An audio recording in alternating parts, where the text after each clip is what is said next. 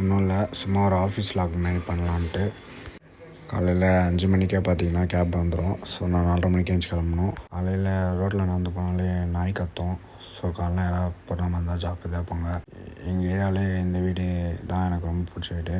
ஃப்யூச்சரில் இந்த மாதிரி ஒரு வீடு கட்டணும்னு ஆசை. ஸோ அதனால தான் இதை காட்டுறேன். இன்றைக்கி சீக்கிரமாக வந்துட்டேன்னு பார்த்தா எப்பயும் போல் லேட் தான் இன்றைக்கும். கேப் வந்து வெயிட் பண்ணிட்டுருக்கு.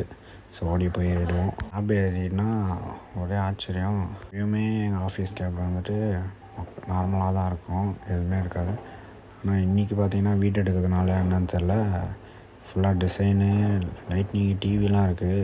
நானே அசந்துட்டேன். அப்படியே கேபில் ஒரு குட்டி தூக்கத்தை போட்டு முடியெல்லாம் செட் பண்ணிட்டு வந்துட்டாங்க. சரி இறங்கியாச்சு. மணி இப்போ 6 ஆனாலுமே இருட்டாக தான் இருக்குது. இப்போது வந்து நான் ஒரு பர்சனுக்காக வெயிட் பண்ணோம். நானும் நிற்கிறேன் 20 நிமிஷமாக நிற்கிறேன். இப்போயே உங்களுக்கு தெரிஞ்சிருக்கோம் யார் அந்த பர்சன்ட்டு. ஒரு வழியாக வந்துட்டா. அப்படியே அவள் கூட போயிட்டு வண்டியை பார்க்கிங்கில் போட்டு லிஃப்ட்டில் ஏறிட்டோம். ஏன்டி லேட்டுன்னு கேட்டால் ஒரு ஹாட்டினை போட்டு சமாளிச்சிட்டா.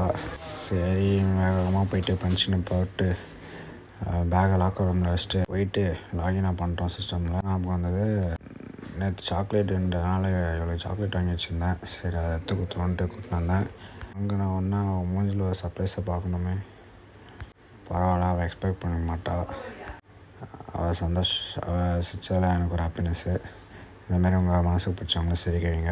ரெஸ்ட் ரூம் போயிட்டு ஒரு மிதர் செல்ஃபியை போட்டு உள்ளே போயிட்டேன். இன்றைக்கி ஃபுல்லாக எடுக்க முடியாதனால கொஞ்சம் மட்டும் போஸ்ட் பண்ணுறேன். அப்படியே ஈவினிங் பஞ்ச் அவுட் பண்ணிட்டு டாட்டா பை பை சொல்லிட்டு பஸ் ஏறிட்டாங்க. அவ்வளோதான்.